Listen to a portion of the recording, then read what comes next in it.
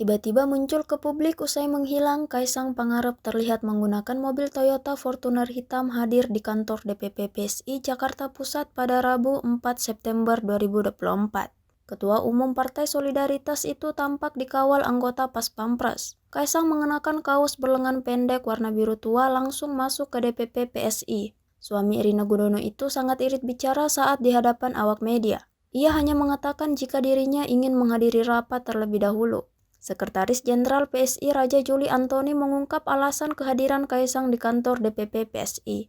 Ia mengatakan akan diadakan rapat rutin oleh DPP PSI dan dipimpin langsung oleh Kaisang. Dalam rapat rutin tersebut akan membahas mengenai langkah politik PSI pada Pilkada Serentak 2024.